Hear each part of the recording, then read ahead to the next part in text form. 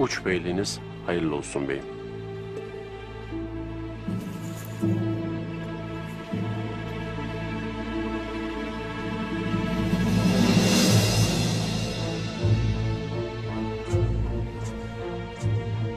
Uç beyliğiniz hayırlı olsun Gümüştekin Bey.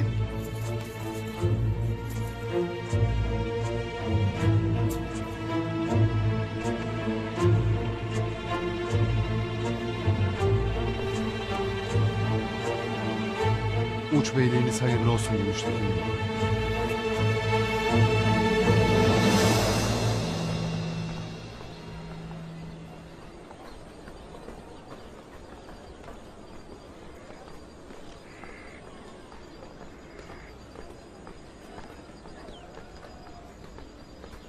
Durun. Kesin emir var. Kimse yanına yaklaşamaz. Kardeş, biraz su vereceği, sonra gideceği. Bak harap olmuştur kardeşimiz. Olmaz Bamsı. Boşuna uğraşmayasın.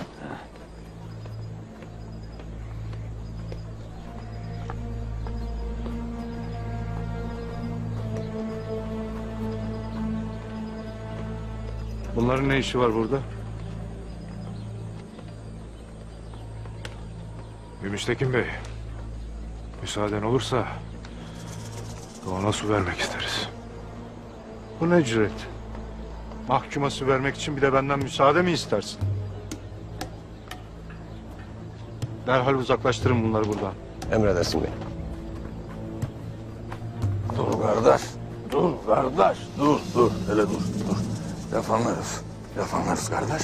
Da. Al bu suyu kardeş. Dili damağına yapışmıştır. Ha kardeş. Eyvallah.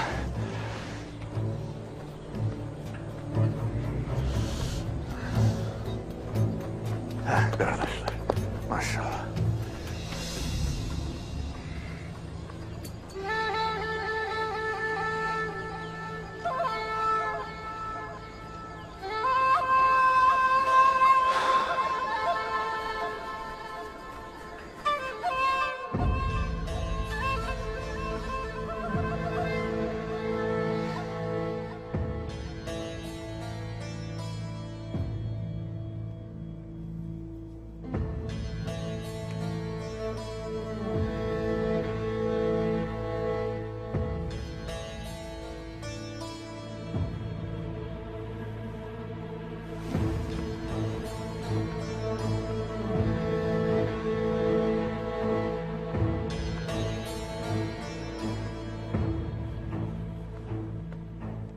Koluna ne oldu Aytol'un?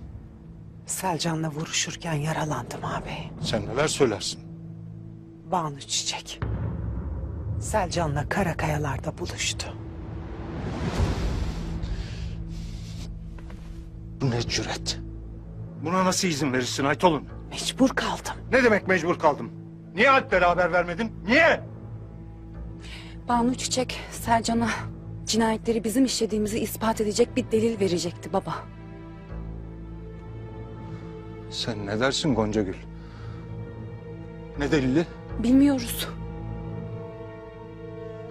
İkisini de öldürmeye gittim oraya. Kimseye bir şey diyemezdim ağabey. Delilin başkalarının eline geçmesinden korktum. Bu bizim sonumuz olurdu baba, sonumuz. Ya Banu Çiçek? O nerede? Delili Ertuğrul'a vermek için kaçtı. Ertuğrul yaşarsa bu hepimizin felaketi olur ağabey.